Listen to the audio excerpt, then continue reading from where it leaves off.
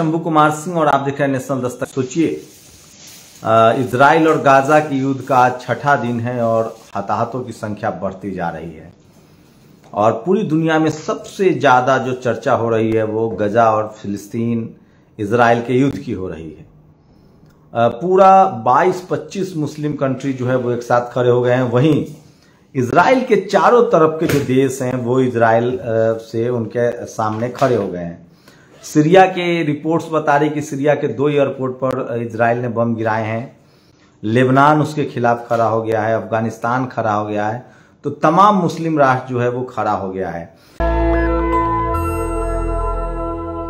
Surya Pratap, retired IAS Surya Pratap जो हैं, उन्होंने अभी एक ट्वीट किया है भारत सरकार के रुख को लेकर। जो सबसे बड़ी खबर है मैं चाहता हूं कि आपके साथ शेयर करूं कि किस तरह से सोचिए कि यूपी में उस पर आएंगे, मैं यूपी पर आऊंगा, लेकिन सोचिए किस तरह से फिलिस्तीन को लेकर जो है वो लगातार तनाव बढ़ता जा रहा है और पूरी दुनिया की नजर उस पर बनी हुई है। तो भारत में खासकर जो इजराइल के जो पक्षधर लोग हैं, वो राइट विंग के पक्षधर लोग हैं, इजराइल के बारे में लिख रहे हैं। वही सोचिए सबसे ज्यादा भारत में अगर सवाल उठ रहा है तो वो मीडिया की रिपोर्टिंग पर उठ रहा है। लोग सवाल पूछ रहे हैं कि जो मीडिया, जो पत्रकार भारत के इजराइल पहुंच चुके हैं वो मणिपुर क्यों नहीं जा रहे थे। इसको लेकर लोग सवाल उठा रहे हैं। तो क्या इजराइल के बहाने, फिलिस्तीन के बहाने, हमास के बहाने भारत के मुसलमानों को घेरने की कोशिश हो रही है? ये सबसे बड़ा सवाल है जो पूछा जा रहा है। और मैं इसलिए कह रहा हूं कि सोशल मीडिया ही सच्चा मीडिया है, सोशल मीडिया ही बहुजन मीडिया है। तो क्या भारत के मुसलमानों को पोर्ट्रेट करने की कोशिश हो रही है? हमास से उनको जोड़कर दिखाया जा रहा है, जबकि हमास से कोई लेना देना नहीं है। जबकि सोचिए कि पूरी दुनिया में जो मुस्लिम समाज है वो फिलिस्तीन के प्रति सिंपैथी दिखा रहा है, हमास से उनका कोई लेना देना नहीं है। वो फिलिस्तीन के आम नागरिक के साथ, गाजा पट्टी के आम नागरिक के साथ खड़े हैं। तो ये सबसे बड़ी खबर है और इससे पहले भारत सरकार भी हमेशा फिलिस्तीन के साथ खड़ी होती आई है।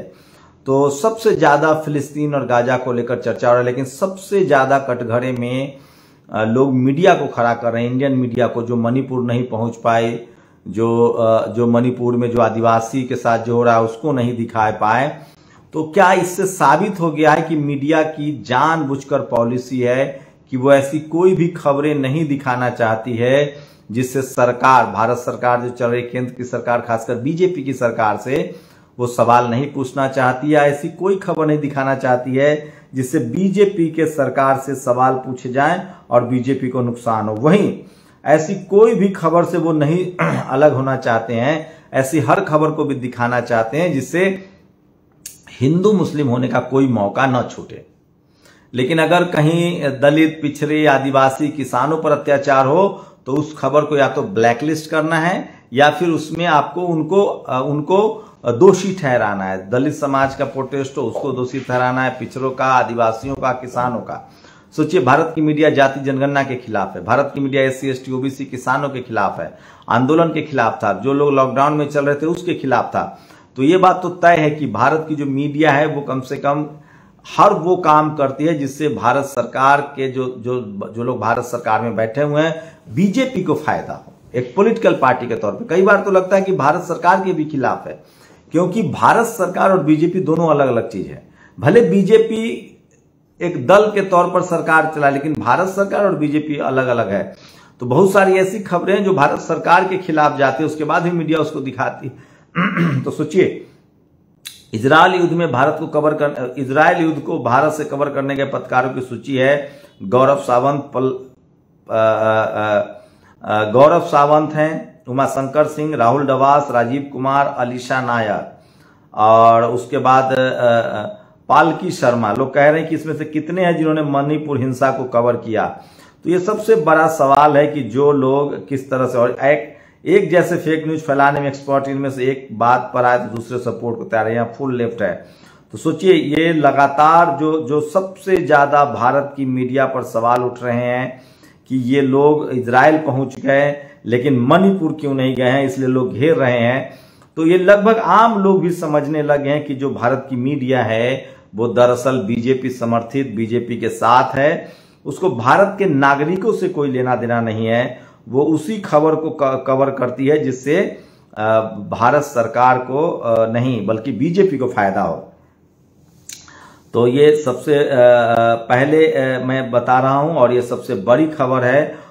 रक्षा ने रिपोर्ट किया यूपी में 75 में से 55 डीएम सवर्ण हैं, उनमें 22 ठाकुर और 20 ब्राह्मण, 2 भूमिहार और 11 वैश्य हैं। बस 20 सीटें ओबीसी एससी एसटी के लिए बचती हैं। आमतौर पर इस सरकार में कहा जाता है कि वो जाति देखकर कुर्सी नहीं देती है, लेकिन सवर्ण अधिकारियों की तैनाती दूसरी ही कहानी कह रही है। साथ ही विनीत स्पीक्स ने इससे जुड़े सभी आंकड़े जुटाकर एक वीडियो बनाया, देख सकते हैं। इसको लेकर सोचिए, तो ये दिलीप मंडल ने बहुत पहले ही इसको लेकर ट्वीट किया था। सोचिए, एसपी एसएसपी के आंकड़े देखकर लगा कि उत्तर प्रदेश में सिर्फ 15% ही रहते हैं। सपा सरकार में इतने यादव डीएम, इतने एसडीएम जैसी फर्जी खबरें चलाई गई, पर इस आंकड़े में चुप्पी है। जातिगत जनगणना इसलिए जरूरी है कि 15 के पास 70 से 80% सीटें क्यों हैं। तो ये सोशल मीडिया पर सबसे ज्यादा खबरें चल रही हैं। तो आज सबसे ज्यादा लोग सोशल मीडिया पर जो खबरें चल रही हैं वो है फिलिस्तीन और इजराइल के बीच जो युद्ध छिड़ा हुआ है, उसको लेकर लोग लगातार खबर चला रहे हैं, दिखा रहे हैं। और मैं इसीलिए कह रहा हूं कि सोशल मीडिया पर ये तमाम खबरें वायरल हैं और टीवी अखबार भले इन सवालों को न दिखाए, लेकिन जो सोशल मीडिया है वो पैरेलल टीवी मीडिया पर भारी पड़ रहा है। और लोग सवाल पूछ रहे हैं कि जो लोग इजराइल जा सकते हैं वो आखिर मणिपुर क्यों नहीं जा सकते हैं। तो सबसे ज्यादा भारत की मीडिया का समर्थक अगर कहें तो सबसे ज्यादा जो है वो लोग रह गए हैं जो सरकार के समर्थक हैं, और ज्यादातर जो एससी एसटी ओबीसी किसान कम्युनिटी है वो मीडिया से अलग हो रहा है। इसलिए सोशल मीडिया पर सबसे भरोसेमंद चैनल हो गया है और इसलिए धीरे धीरे सोशल मीडिया पर नकेल भी कसे जा रहे हैं। तो मैं ये तमाम खबरें दिखा रहा था जो सोशल मीडिया पर वायरल है। आप लोग की क्या प्रतिक्रिया, अपनी प्रतिक्रिया जरूर दीजिए। कुछ बड़ी खबरें थी आज। चंद्रशेखर आजाद को जिस तरह से डिटेन किया गया मध्य प्रदेश में, बाद में उनको राजस्थान बॉर्डर पर छोड़ा गया। गुर्जर समाज के एक बड़े प्रोटेस्ट के लिए वो ग्वालियर गए थे, ये भी बड़ी खबर है। और वहीं 29 तारीख को मुस्लिम समाज की एक बड़ी रैली होनी है रामलीला मैदान में, वो भी बड़ी खबर है। तो सोचिए कि सबसे ज्यादा लोग मीडिया पर सवाल उठा रहे हैं। भारत के जो लोग हैं इजराइल फिलिस्तीन युद्ध के बहाने पूछ रहे हैं कि जो भारत की मीडिया इजराइल जा सकती है वो मणिपुर क्यों नहीं जा रही। मतलब एक बात साफ है कि भारत का जो टीवी और अखबार है उसका जो जातीय कनेक्शन है वो बीजेपी के साथ है। कहने का मतलब कि भारत का जो सवर्ण समाज है वो पूरी तरह से बीजेपी के साथ है, क्योंकि मीडिया में सारे के सारे सवर्ण समाज के पत्रकार हैं। मैं फिर कह रहा हूं, भारत में जो कहता है कि मैं जातिवाद नहीं करता हूं उसकी भी जाति है। तुलसी समझिए, भारत में जो कहना कि मैं जातिवाद नहीं करता हूं, मानता नहीं हूं, वो सबसे घोर जातिवादी है।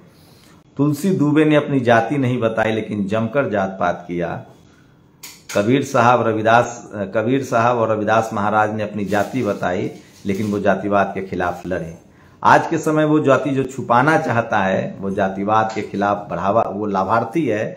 और जो चीख चीख कर कह रहा है कि मुझे जाति के आधार पर क्यों आपने इस तरह से शोषण किया, वो समझिए कि वो जातिवाद के खिलाफ लड़ रहा है। तो जाति जनगणना को लेकर पूरे देश में है और सोचिए किस तरह से जाति जनगणना ने बीजेपी को बैकफुट पर डाल दिया है। मैं फिर कह रहा हूं, हिंदू मुस्लिम के जो राजनीति है उसका एक ही काट है, सोशल जस्टिस।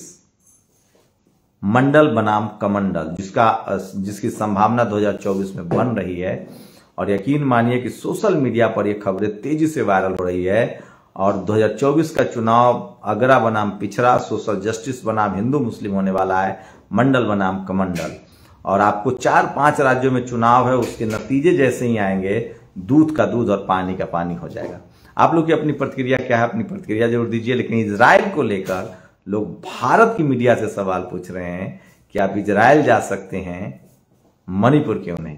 शुक्रिया।